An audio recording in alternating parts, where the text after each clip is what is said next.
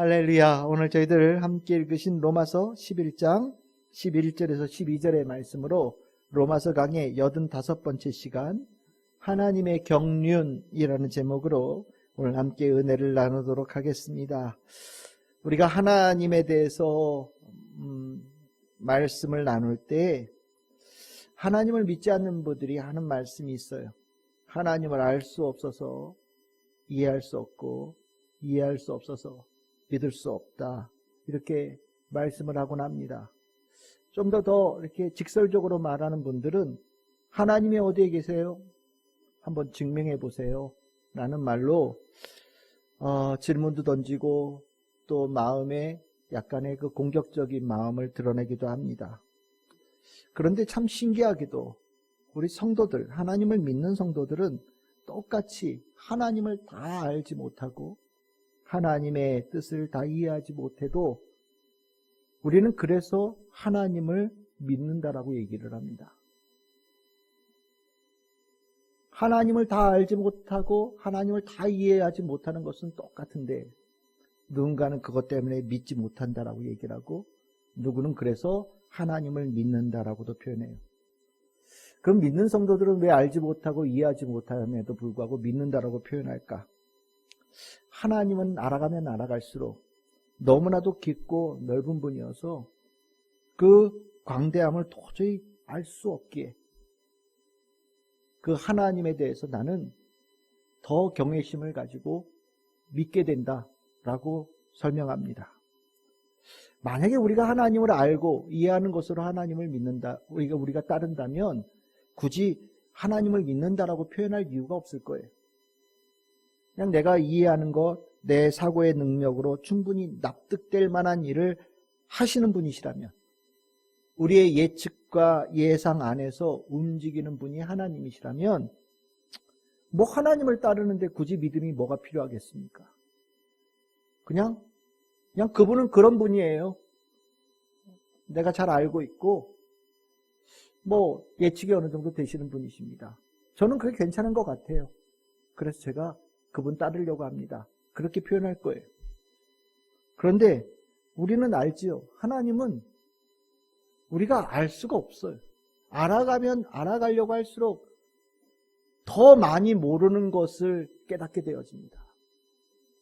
하나님의 인도하심을 우리가 안다라고 때로는 설명하지만 우리가 아는 것이 정말 빙산의 일각이에요. 정말 우리가 알지 못하는 하나님의 정말 깊은 인도하심과 광대한 인도하심이 더 많이 있다라는 것을 하나님을 따라가면 따라갈수록 알게 됩니다.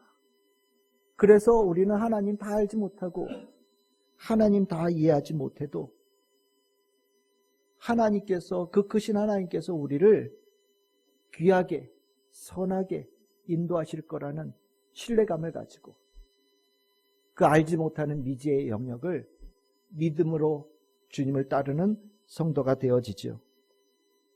만약에 우리가 그것에 실패한다면 우리의 믿음은 실은 믿음이라고 얘기하기가 어렵습니다.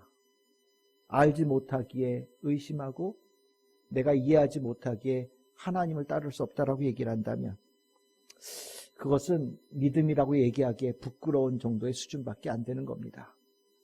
운전하시는 분들은 다 아실 겁니다. 차가 조금만 높아도 차가 운전하는 그 스타일이 완전히 달라지거든요.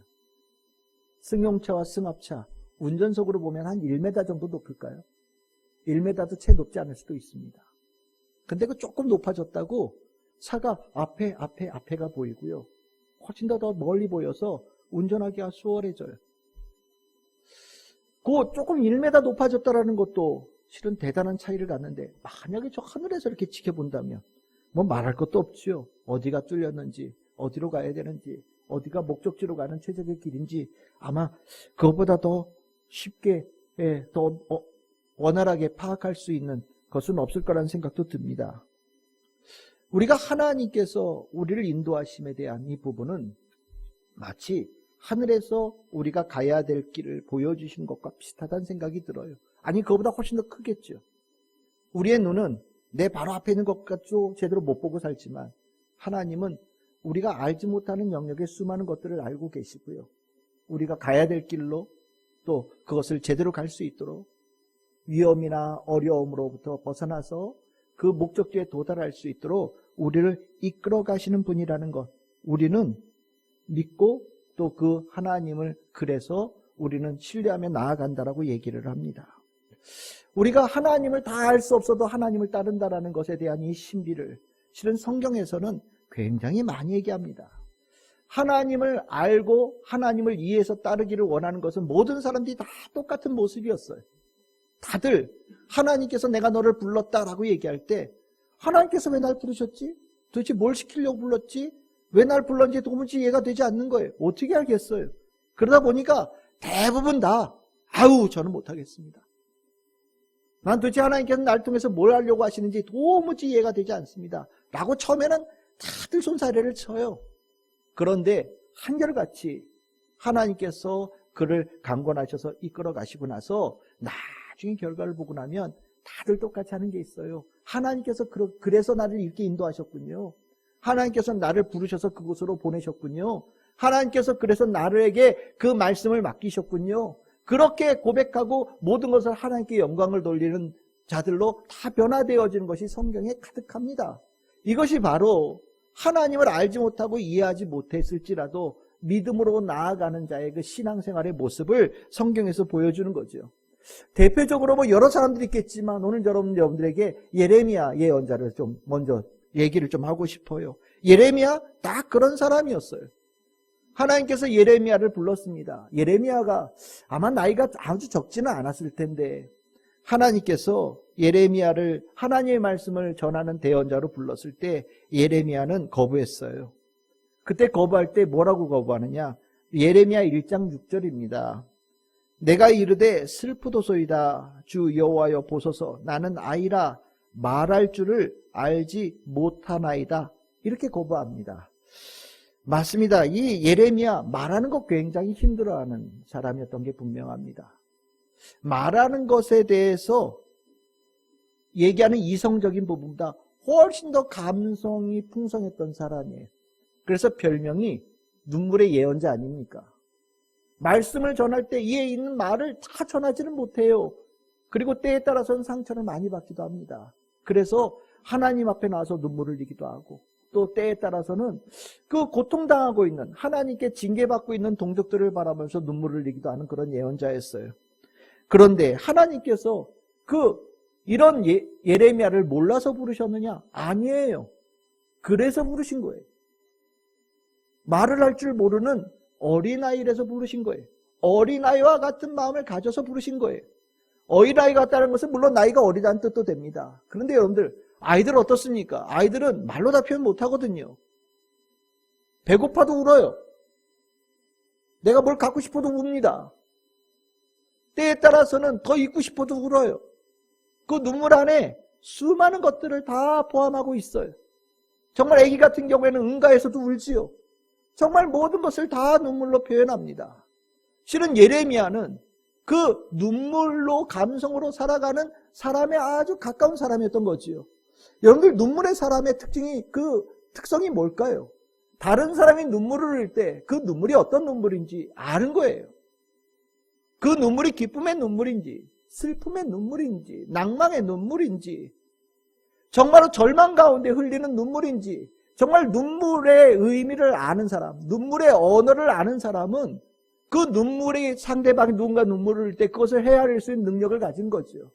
하나님이 예레미야에게 원하시는 것은 바로 그 능력이었던 겁니다. 결국 예레미야는요, 자신의 인생 끝에 알았어요. 하나님께서 왜 나 같은 사람을 하나님의 사람으로 불렀는지, 나라가 멸망하고 많은 사람들이 포로로 끌려가고 그 땅에 남아있는 사람들은 절망 속에 웁니다. 그런데 예레미야는 그 눈물의 의미를 알아요.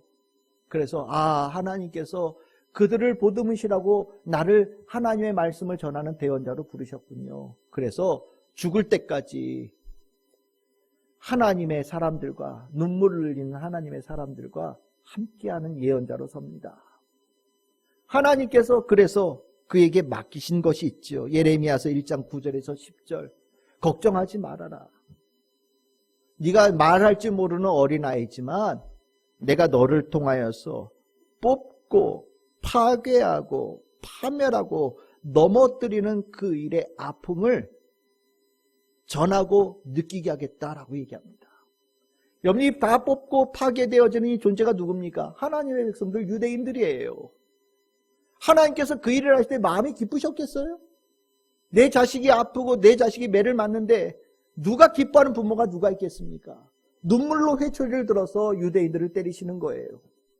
그 마음을 예레미야가 어머니의 마음, 하나님의 마음을 가지고 그 아픈 말을 전하라고 하나님께서 예레미야를 세우신 겁니다. 하지만 이것이 끝이 아니죠. 그 일이 끝나고 나면 건설하고 심게 하는 일도 내가 너를 통해서 이루겠다. 너가 눈물의 예언자로 하나님께서 쓰시고 난 다음에 그 변화되어지고 회개되어진 이스라엘 백성들을 데리고 하나님께서 다시 회복시키는 일을 하시겠다라고 하나님께서 말씀하시는 거예요. 결국 하나님께서 말할 줄 모르는 어린아이 같은 이 예레미야를 왜 쓰셨느냐? 시편 126편 5절의 말씀 우리가 너무나도 잘 알죠. 눈물을 흘리며 씨를 뿌리는 자로 글을 쓰신 거예요. 내가 너를 눈물 흘리는 씨 뿌리는 자로 내가 너를 쓰고 너를 통하여서 내가 다시 심고 세우는 그 일을 하기 위해서 내가 너를 예언자로 썼다. 너는 눈물을 흘리며 씨를 뿌리거라. 이들이 회개하여서 다시 하나님의 백성으로 세워지는 축복을 받을 것이다. 딱 이 말씀이 하나님의 뜻이거든요.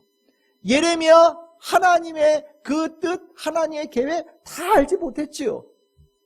하지만 예레미야가 하나님의 그 알지 못하고 이해하지 못함에도 불구하고 하나님의 그 강권하심 속에 하나님을 따르는 자가 되었을 때 예레미야가 경험하게 되어진 결실은요, 자기가 생각한 것보다 훨씬 더 아름다운 계획이었어요. 하나님께서 이스라엘 백성들을 향하여서 얼마나 풍성한 계획을 가지고 계신지, 하나님께서 이스라엘 백성들을 얼마나 사랑하시며 그들을 돌보시기를 원하시는지를 예레미야는 그 하나님의 인도하심 속에서 깨닫게 되어진 축복을 받은 거거든요. 바로 이거예요. 하나님의 인도하심. 우리는 다 하나님을 알지 못하고 하나님을 다 이해하지 못하지만 하나님은요, 선하신 분이셔요. 하나님은 의로운 분이십니다. 하나님은 존귀하신 분이셔요. 그래서 우리는 알지 못하고 이해하지 못하는 그 영역을 더 기대하는 거예요.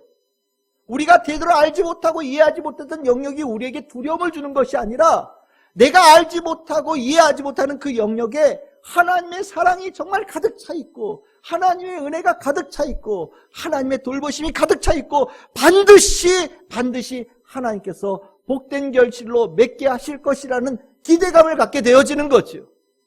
그것이 우리가 하나님을 믿는 아주 중요한 밑바탕에 마음가짐이 있다라는 거죠. 이게 너무너무 중요한 겁니다.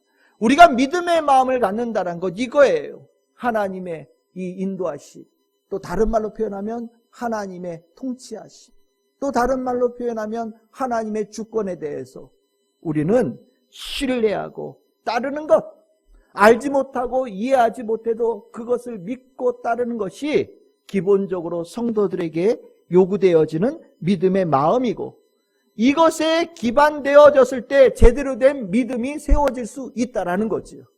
이걸 모르면 그냥 우리는 내 머리로 이해하는 것으로 살아가는 사람과 별 다르지 않아요. 믿음 없이 살아가는 사람과 별 다르지 않습니다. 내가 이해하고 내가 깨달은 것에 기반되어져서 그 위에서만 산다면 그거 뭐가 세상 사람들과 뭐가 다르겠어요. 그런데 우리는 우리가 알고 있는 것이 정말 작다라는 거 압니다. 내가 경험한 것이 정말 얼마 안 된다는 걸 우리는 아는 그 사람들이에요. 우리가 알지 못하고 우리가 이해하지 못하고 우리가 경험하지 못한 세상이 더없이 넓은 세상이 있다는 것을 우리는 이미 막연하게나마 깨닫고 느낀 사람들이에요. 그래서 우리는 그 우리가 알지 못하는 그 세상을 주관하시는 하나님을 신뢰하며 나아가는 사람, 즉 믿음으로 살아가는 축복을 얻은 사람으로 우리는 세움받은 사람들이고, 그 믿음의 마음을 갖는 것이 믿음의 사람의 꼭 요구되는 필수사항이라는 것을 기억하셔야 됩니다. 오늘 설교 제목이 뭐였습니까?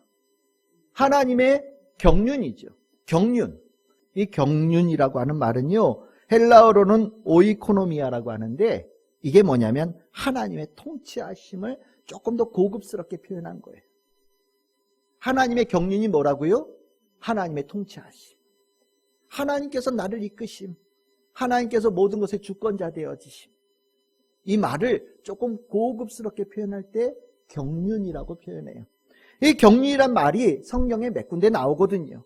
에베소서 1장 9절에 나오죠. 여러분들 한번 읽어볼까요? 시작.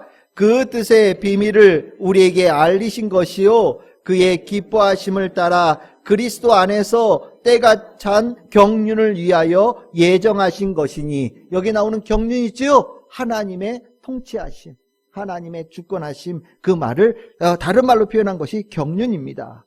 하나님의 경륜, 우리는 그걸 믿는 거예요.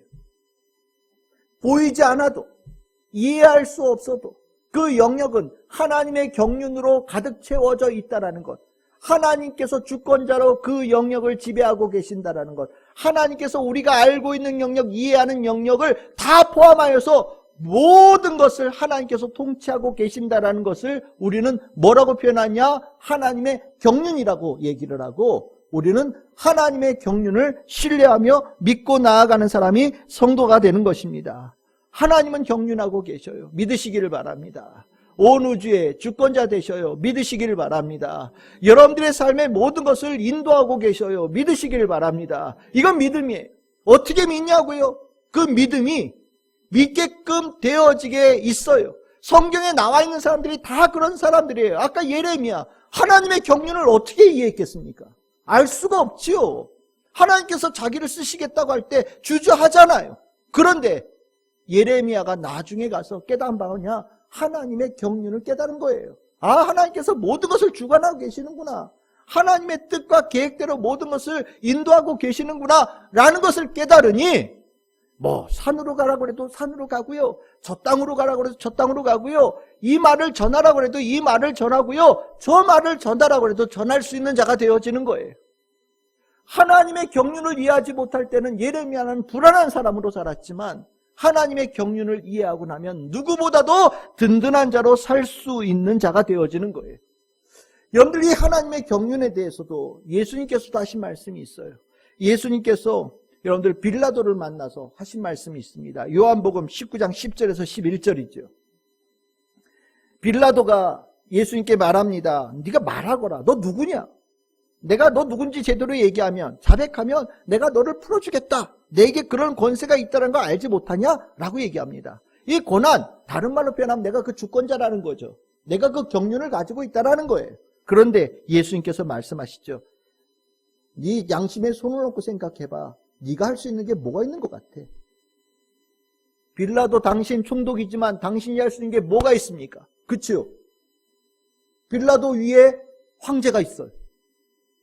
빌라도가 자기 마음대로 다 하는 것처럼 보이지만 실은 누구보다도 황제가 빌라도가 어떤 결정을 내는지 정말 두 눈 뜨고 부릅 뜨고 지켜보고 있거든요.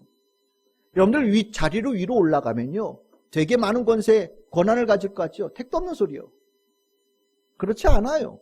오히려 위로 올라가면 올라갈수록 할 수 있는 게 거의 없어집니다. 위에서 다 결정되어져서 있는 틀 안에서 실행하는 책임을 갖는 거예요. 제가 경험해 본 바로는 그래요. 그래서 굉장히 고민하죠. 이건 옳지 않은 일임에도 불구하고 해야 되는 경우들이 있단 말이죠. 그럴 때는 정말 내가 이 명령을 지킬 것이냐 아니면 내가 양심을 지킬 것이냐에 대해서 심각하게 고민합니다. 빌라도 실은 겉으로 보기에는 대단한 권세를 가진 것처럼 보이지만 예수님이 딱 보여요. 네가 뭘 할 수 있는 권한이 있어? 너는 아무것도 할 수 있는 권한이 없지. 권한은 누구에게 있다고요? 위에 계신 분에게. 하나님께 있다라고 얘기하는 거예요. 이 말을 들을 때 빌라도는 알았어요. 나에게 권한이 없다라는 것을 이 예수라는 존재는 사람은 알고 있구나. 예수님께서 이 세상은 너의 뜻으로 되어지는 것이 아니라 하나님의 뜻으로 되어지는 것이다. 하나님의 경륜으로 되어지는 것이다 라고 그 앞에서 선언했을 때 빌라도는 꼼짝을 못합니다. 그래서 이 다음 구절이 뭐냐면 예수를 막 풀어주려고 노력해요. 내가 손대면 안 되겠구나. 그런데 자기 뜻대로 할 수 있는 게 아무것도 없었죠. 맞아요. 하나님의 경륜이 있어요. 하나님의 경륜을 깨달으면 하나님을 믿는 자가 되어지는 거예요. 하나님을 믿는 마음으로 대하는 자가 되어지는 겁니다. 나는 이해할 수 없고 이해되지 않아도 우리에게 주어지는 하나님의 경륜이 있다는 것을 깨달을 때 하나님에 대한 무한한 신뢰와 하나님에 대한 무한한 믿음과 하나님에 대한 무한한 순종이 그 다음에 연속적으로 이루어져 가는 거예요. 저는 우리 성도들이 이 하나님의 경륜을 확실한 우리 성도들 될 수 있기를 소망합니다.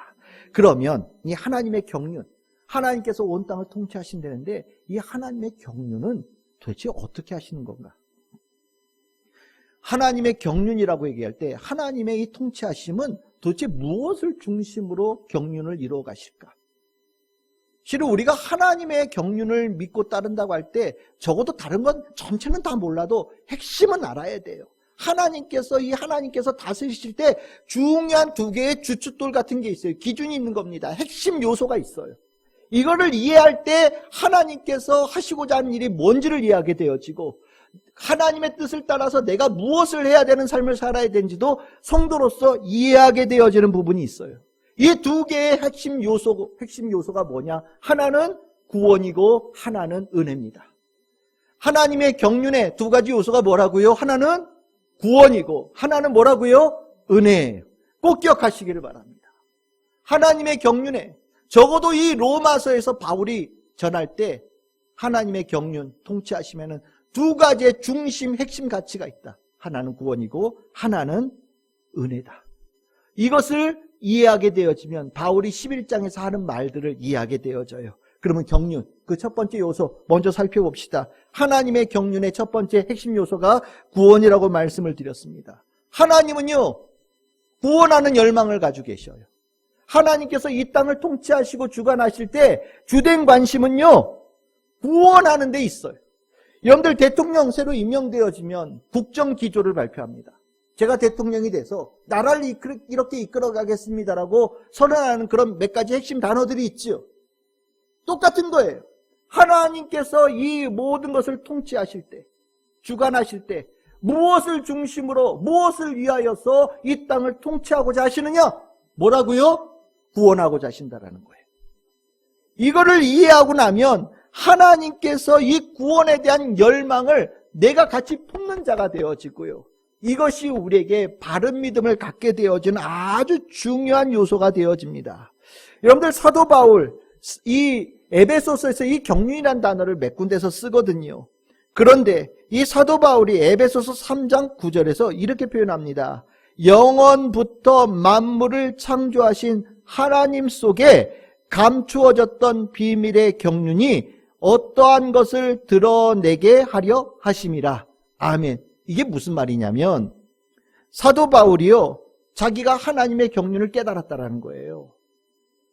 하나님의 경륜이 어디에 있는지, 하나님의 경륜의 통치하심의 핵심이 무엇이 있는지를 하나님께서 자기에게 깨닫게 해주셨다라는 겁니다. 그때가 언제냐? 자기가 구원받을 때요. 다메섹으로 가던 길에 부활하신 예수 그리스도를 만났을 때 그 예수님께서 이 사도 바울에게 하나님의 경륜의 그 핵심이 어디에 있는지를 알려주었다라는 겁니다. 그래서 그 핵심을 깨달은 사도 바울이 행한 일이 무엇이냐? 에베소 교회에 가는 것처럼 이방인들에게 복음을 전하는 일을 하기 시작했다라는 거예요. 그러면 왜 사도 바울이 이방인들에게 복음을 전하는 일을 하게 됐을까? 하나님의 경륜의 핵심이 어디에 있기 때문에요? 구원에 있다는 것을 깨달았기 때문에. 하나님의 뜻이 구원에 있다는 것을 깨달았기 때문에 내가 그 일을 이렇게 열심을 다해서 내 온 삶을 불살라서 하게 되었다라고 바울이 고백하고 있는 거예요. 여러분들 하나님께서는요, 구원을 위해서 모든 것을 쏟아부으셔요.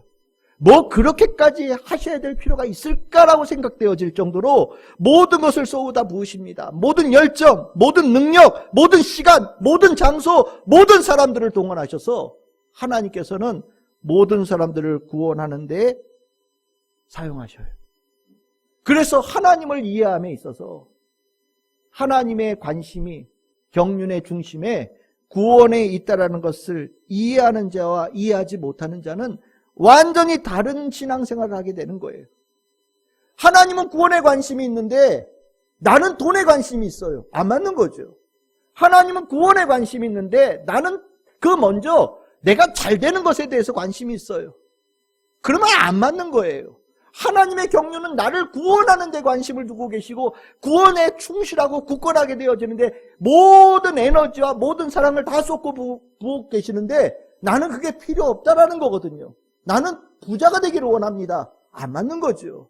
그거는요, 하나님의 경륜을 믿는 자가 되지 못하는 거예요. 하나님의 관심은 구원에 있어요. 이 구원하는 마음은 정말 특별한 마음이에요. 이 마음을 아주 강렬하게 표현한 데가 있지요. 호세아서 11장 8절에서 9절입니다. 제가 너무나도 좋아하는 구절이에요. 하나님의 마음을 이만큼 명확하게 표현한 데가 없다라고 저는 생각을 하거든요. 하나님께서 말씀하셔요. 에브라임아, 내가 너를 어떻게 놓겠느냐. 이 에브라임, 말 죽어라고도 안 듣는 에브라임이거든요. 호세아의 그 부정한 일을 하면서 떠났던 고멜과 같은 존재가 이 에브라임이거든요. 그런데 세상 사람들 같았으면 이미 버리고 이혼하고 끝내버렸을 것 같은데 하나님은 그렇게 하지 않으시겠다라는 거예요. 나는 못하겠다라는 겁니다. 왜요? 구원하고자 하는 열망이 미워하는 마음보다 언제나 크기 때문에, 구원하고자 하는 그 마음이, 사랑하는 그 마음이 미움이 드는 마음보다 언제나 크신 분이시기 때문에 하나님은 아무리 미운 짓을 해도 구원의 뜻을 이루는데 모든 것을 쏟아 부으시겠다라고 선언하시는 거예요. 여러분들 이 마음 이해되십니까? 여러분들이 다 이해할 수 있기를 바랍니다. 하나님의 통치하심의 핵심에 구원이 있다는 것을 깨달으면 하나님께서 그것으로 이 땅을 경영하고 계신다는 것을 깨닫게 되어지고 나면 나를 돌아볼 때도 구원받은 자로 내가 그 확신을 가지고 살고 있는가를 돌아보게 되어지고 누군가를 볼 때에도 저 사람이 구원받은 자에 대한 부분으로 보게 되어지고 또한 아직 구원의 은혜를 잊지 못한 자를 발견할 때에는, 만날 때에는 구원의 하나님의 선물을 주고자 하는 마음으로 살게 된다는 거죠. 하나님의 경륜은 구원에 있어요. 여러분들 꼭 아셔야 됩니다. 두 번째입니다. 하나님의 경륜, 통치하시면 또 뭐가 있느냐? 은혜가 있어요. 은혜. 이 은혜라는 것은 무엇이냐면 하나의 방법입니다. 하나님께서 구원을 이루고자 하실 때 쓰시는 방법을 성경에서는 그것이 은혜로 말미암는다라고 표현합니다. 여러분들이 은혜라는 것은요, 어떤 것 같은 거냐면 선물인데 하나님께서는 우리를 구원하기 위해서 모든 것을 이미 준비하고 계신다라는 거예요. 이렇게 갈 수 있을 땐 이렇게 대응하시고 저렇게 갈 때는 저렇게 대응하시고 이런 일도 이렇게 대응하시면서 구원의 일로 만드시고 저런 일도 저렇게 대응하시면서 구원하는 일로 만드시는 모든 것을 준비하고 계신다라는 거예요. 우리가 뭘 해서 구원을 얻고 우리가 뭘 할 때 거기에 선물을 더 주시고 이런 것보다 훨씬 더 크게 안 되는 것도 구원받게 만들고 실패한 것도 구원받게 만들고 넘어진 것도 구원받게 만들기 위해서 하나님께서 모든 것을 준비하고 계시고 만반의 대응을 할 수 있도록 갖추고 계시고 그것을 즉시 방출할 수 있는 마음을 가지고 계시다. 이것을 무엇이라고 표현하냐? 은혜라고 표현하는 거예요. 그래서 오늘 여기 나오지 않았지만 로마서 11장 6절에 우리 지난때 봤었어요. 뭐라고 얘기하냐면 만일 은혜로 된 것이면 행위로 말미암지 않음이니 그렇지 않으면 은혜가 은혜되지 못하리라. 이 말을 바울이 했었거든요. 이게 무슨 소리냐? 구원받음은 전적으로 하나님께서 하시는 일이다. 하게끔 하신다. 그렇게 만드신다. 우리를 구원하기 위해서 모든 것을 동원하신다. 그것을 뭐라고 표현하냐? 은혜라고 표현하는 거예요. 제가 어릴 때 굉장히 극성이었대요. 실은 머리카락 이발하러 가면 거의 이발 의자 다 부실 정도로 난리를 쳤대요.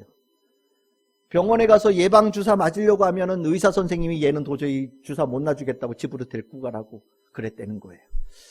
저는 기억이 하나도 안 나요.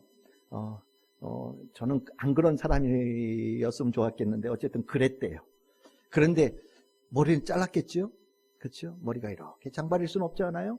머리가 아무리 발버둥을 쳐도 머리를 잘랐겠죠? 주사 안 맞겠다고 아무리 그래도 주사를 의사 선생님이 맞춰주셨겠죠? 은혜가 그런 거예요. 안 하겠다고 하는데 어쨌든 머리 잘라 이뻐지잖아요. 그러니까 막 구슬내고 달래고 그래가지고 어쨌든 머리를 자르게 만드는 거예요. 제가 기억으로는, 기억나네요. 병원에 가서 난리 칠 때 의사 선생님이 사탕 줬어요. 그러니까 사탕 먹으려고 잠시 얌전한 거죠. 그러면 이제 막 눈물 찔찔 흘리면서도 주사 맞고 막 엉엉 그래서 나오는 거예요. 그 사탕 주고 싶어 줬겠어요. 어떻게든 그 주사 맞춰서 안 아프게 하려고 하는 의사 선생님의 마음이 있었겠죠. 그게 은혜예요. 그 은혜의 마음이 하나님의 마음에 있다라는 거예요. 참 그거보다 훨씬 더 깊은 거잖아요. 그렇죠? 여러분들 구원이라는 게 참 희한해서 막상 구원이 필요한 자들은 구원에 대해서 아주 극렬하게 반응합니다. 거부하고요. 구원이라는 단어를 지극하게 싫어하기도 해요. 나중에 구원받으면 제일 좋아할 사람이 자기들이면서 왜 그렇게 싫어했는지 알 수 없을 정도로 참 난리를 칩니다. 하지만 하나님은 포기하지 않으신다는 거예요. 그가 그렇게 되기를 간절히 바라시고 모든 것을 품으신다는 거예요. 수만 번 용서가 필요하면 내가 기꺼이 용서하리라. 내가 죄인들을 구원하기 위해서라면 죄인 중에 대장을 구원시켜서 모든 죄인들을 다 구원하리라.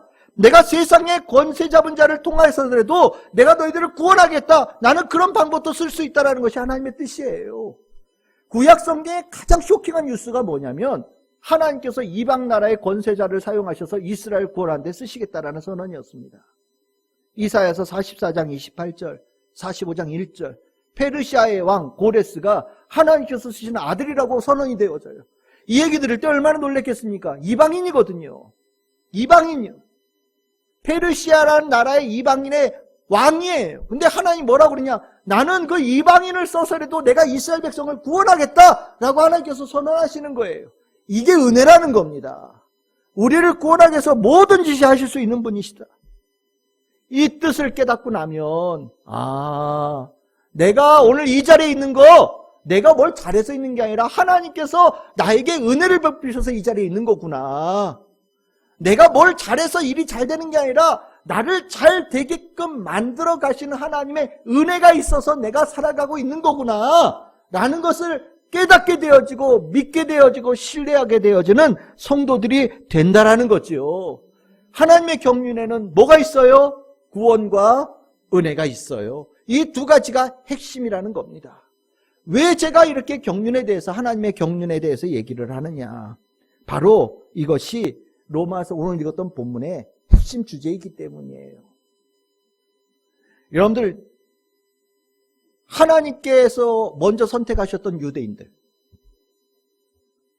하지만 누구보다도 하나님의 마음을 제일 아프게 했던 유대인들, 하나님께서 그들을 구원하기 위해서 보내신 메시아를 제일 미워하고 배척하고 죽임으로 내몬 장본인들, 그래서 구원에 이를 수 있는 참 믿음에서 제일 멀어져 있는 유대인들, 구원의 시대에 다 동참하고 있는데 그 시대에 동참하지 못하고 저 왕따 되어져서 소외되어져 있는 유대인들, 우리 지난 시간에 봤듯이 교만하고 우둔하여서 하나님의 믿음의 시대에, 구원받는 시대에 그 믿음을, 참 믿음을 갖지 못하는 유대인들, 이들은 과연 어떻게 될까? 과연 이들에 대해서 하나님은 어떤 마음을 가지고 계실까? 정녕 저들은 구원으로부터 점점 멀어지고 떨어져서 그냥 심판받는 자로 전락되어지고 끝날까? 정말 저들이 하나님의 아들을 죽인 그 대가를 톡톡히 치르는 자들로 하나님께 징계를 받는 자가 되어질까? 궁금해지죠.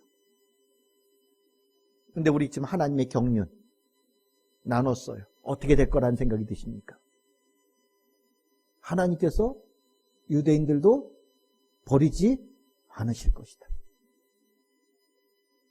이것을 바울이, 참 우리는 이해하기 어려운 이 얘기를 바울은 하나님의 마음을 이해하여서 이 로마서를 읽고 있는 그리스도인들에게 가르쳐주는 거예요. 왜요? 유대인들이 얼마나 그리스도인들 박해했습니까? 아니 바울 얼마나 박해했어요. 가는 데마다 돌 들고 와서 치고요, 죽이고요, 괴롭히고요, 정말 못살게 굴었거든요. 내가 바울이라면 유대인들 미워할 것 같아요. 그런데 바울은 하나님의 경륜을 깨달았어요. 그리고 나서 고백합니다. 하나님은 그들을 그래도 사랑하셔. 하나님께서는 그들을 그래도 구원하기를 원하셔. 이 마음을 가르쳐주고요, 그 마음을 그리스도인들이 공유할 수 있기를 우리에게 주고 있는 거예요. 그래서 로마서 11장 11절에 이렇게 얘기합니다. 그러므로 내가 말하노니 그들이 유대인들이 넘어지기까지 실족하였느냐. 여러분들 이거 달리기 생각하시면 돼요. 달리기를 하는데 여러분들 달리기 하다가 중간에 탁 넘어질 때 넘어질 수 있잖아요. 그렇죠? 넘어짐에도 불구하고 실격이 안 되면 도로 뛰어가면 돼요. 그렇죠? 여기 넘어졌는데 실족했는데 유대인들이 그 상태인데 그럼 실격으로 보이냐? 아니면 다시 일어서서 이 달리기를 경주해서 갈 수 있을 거라고 생각하느냐? 바울이 물어요. 그러면서 하는 소리가 뭐냐? 아직 실격 아니야. 잠시 넘어진 거야. 하나님께서 그들이 안 넘어졌다면 너무너무 좋겠지만, 예? 안 넘어지는 이스라엘 백성들이 있으면 너무너무 좋겠지만, 하나님께서는 그 넘어짐까지도 구원하는데 사용하시는 분이셔. 그게 하나님의 경륜 안에 있는 변하지 않는 원칙이야. 그래서 유대인들이 실족했을 때 어떤 일이 일어났냐? 하나님께서 이방인들을 구원하는데 그걸 갖다 돌리셨다라는 거예요. 이스라엘 백성들이 잠시 실족했어요. 실족하는 그 순간 멈칫했단 말이죠. 구원의 문은 열려 있어요. 그럴 때 이스라엘 백성들은 못 들어가고 있어요. 그럴 때 하나님께서는 그럼 이참에 이방인들 구원하는 데 쓰자라고 그렇게 방법을 쓰셨다라는 거예요. 그게 바울의 눈에 보였고 마음에 깨달음이 왔다라는 겁니다. 그러면 나중에 이것으로 끝이냐? 아니죠. 하나님께서는 막 이방인들이 결승점에 막 내가 넘어진 사이에 막 통과하는 그 모습을 유대인들이 보면서 마음의 시기함을 갖게끔 만드시더라. 여러분들 시기 나쁜 말 아니에요. 이 여기에 나오는 시기는 뭐라고 그래야 되나? 나태하지 말아야 되겠어. 내가 분발해야 되겠어. 나도 저 결승점에 통과했으면 좋겠어라는 마음을 이 안에다 하나님께서 쑥 집어넣으셨다라는 거죠. 그렇죠? 이방인들이 그 통과하는 모습을 유대인들이 보게 하면서 그 마음에 하나님의 경륜을 집어넣으셨다라는 거예요. 그래서 그들이 일어나서 구원받는 자로 다시 뛸 수 있도록 만들어 가시는 분이기도 하시더라. 하나님의 경륜은 변함이 없더라. 구원하기를 원하시고 모든 방법을 다 동원하셔서 이방인이든 유대인이든 다 구원하기를 원하시는 하나님의 뜻은 변함이 없더라. 하나님의 경륜은 지금 이 시간도 온 땅을 지배하고 있고 그렇게 흘러가고 있다라는 것을 바울이 가르쳐주는 겁니다. 그러면 12절 여러분들 12절에 가시면 어떤 얘기가 나옵니까? 그들의 넘어짐이 풍성함이 되며 그들의 실패가 이방인의 풍성함이 되거든 하물며 그들의 충만함이리요. 넘어진 것도 이렇게 선하게 바꾸시는 분이신데 잘 뛰는 사람들을 통해서는 하나님께서 얼마나 많은 일을 이루실까 상상이 되십니까? 상상도 되지 않을 놀라운 일들이 일어날 겁니다. 하나님의 경륜은요, 구원하는 데에 관심을 가지고 계시고 구원받게 하는데 모든 방법을 다 동원하시는 분이시라서 안 되는 것도 되게 만드시고 실패한 것도 다시 사용하시는 분일 뿐만 아니라 잘 되어져 갈 때는 더 많은 축복이 넘쳐서 더 풍성한 열매를 맺게 하시는 역사가 일어나게 만드시는 분이 바로 하나님이십니다 라고 우리에게 가르쳐주는 거예요. 여러분들 하나님의 경륜, 하나님의 놀라운 일들, 여러분들 이거 확실하게 아셔야 됩니다. 하나님의 경륜은 변함이 없어요. 구약 성경서부터 신약 성경까지 태초부터 마지막 그날까지 변함이 없는 원칙이에요. 하나님께서 구원하기를 원하시고 구원을 이루기 위해서 모든 방법을 동원하신다. 내가 그 일에 함께 동행하는 자가 되어질 때는 축복받는 성도들이 되지만 하나님의 그 뜻을 깨닫지 못하고 다른 쪽으로 향할 때에는 참으로 넘어지고 실패하고 그렇게 되면서 겨우겨우 구원받는 자의 은혜를 입을까 말까 한 자가 될 수 있다는 거죠. 어떤 길을 선택하시겠습니까? 실패하고 넘어지면서 하나님의 경륜 안에 들어서 구원받는 자가 되기를 원하십니까? 아니면 이 경륜을 깨달아서 하나님의 축복을 풍성하게 누리는 성도들이 되기를 원하십니까? 말할 것도 없지요. 하나님의 경륜에 올라타야 되는 거예요. 하나님은 세상을 그렇게 경영하고 계셔요. 우리는 그 경영에 올라타는 거예요.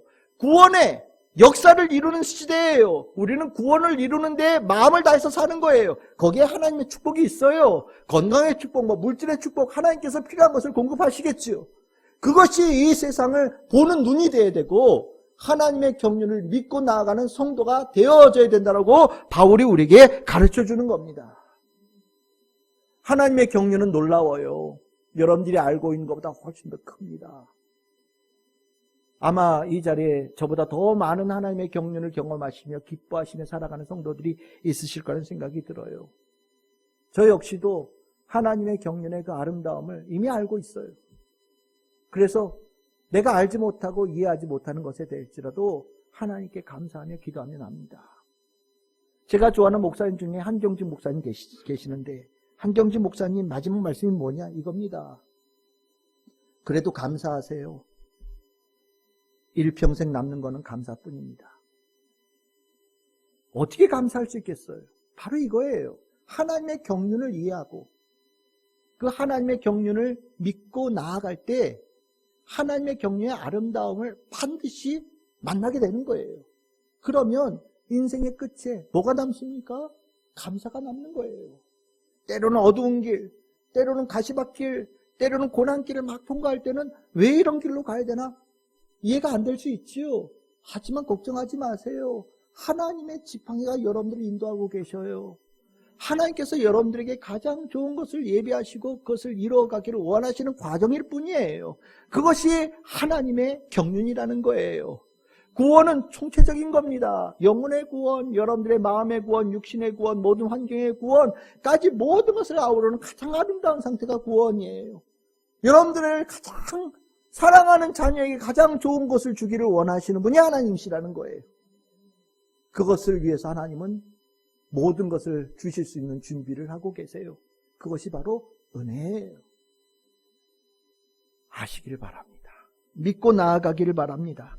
하나님의 경륜, 어려운 단어지만 깨닫고 나면 이것만큼 귀한 게 없어요. 우리는 이 경륜 안에서 살아갑니다.